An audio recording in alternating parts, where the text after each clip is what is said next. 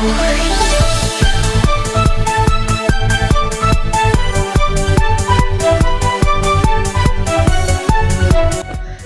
េចធិបតីហ៊ុនម៉ាណែតក៏សរសើរនឹងចូលរួមអបអរសាទរក្លឹបបាល់ទាត់ព្រះខ័នរាជស្វាយរៀងដែលទទួលបានជើងឯកដងពាន AFC Challenge League ក្លឹបព្រះខ័នរាជស្វាយរៀងជាក្លឹបតំណាងឲ្យប្រទេសកម្ពុជាប្រកួតក្នុងពាន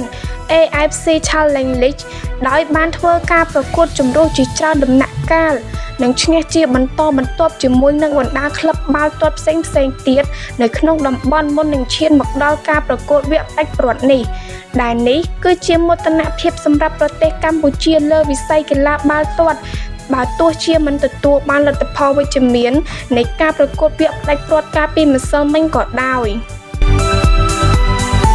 ជាមួយគ្នាសម្ដេចធិបតីហ៊ុនម៉ាណែតក៏សូមថ្លែងអំណរគុណដល់គ្រប់កីឡាករគ្រូបង្វឹកក្រុមការងាររួមទាំងថ្នាក់ដឹកនាំរបស់ក្លឹបព្រះខ័នរាជស្វាយរៀង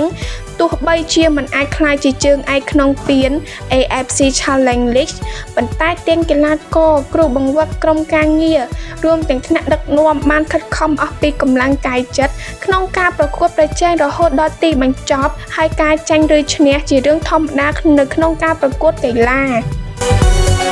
បន្ថែមពីនេះសម្ដេចធិបតីក៏សូមថ្លែងអំណរគុណដល់អ្នកគាំទ្ររួមទាំងប្រជាពលរដ្ឋទាំងអស់ដែលបានចូលរួមគាំទ្រយ៉ាងពេញទំហឹងបូករួមទាំងអ្នកដែលបានទៅចូលរួមគាំទ្រដល់ទីតាំងប្រកួតចំនួន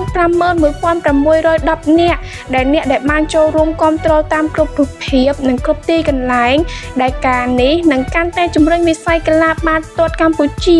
ឲ្យកាន់តែមានការរីកចម្រើនបន្ថែមទៀតដោយប្រកាន់ខ្ពស់លើសីលធម៌គុណធម៌នៃស្មារតីកីឡាយ៉ាងខ្ជាប់ខ្ជួន។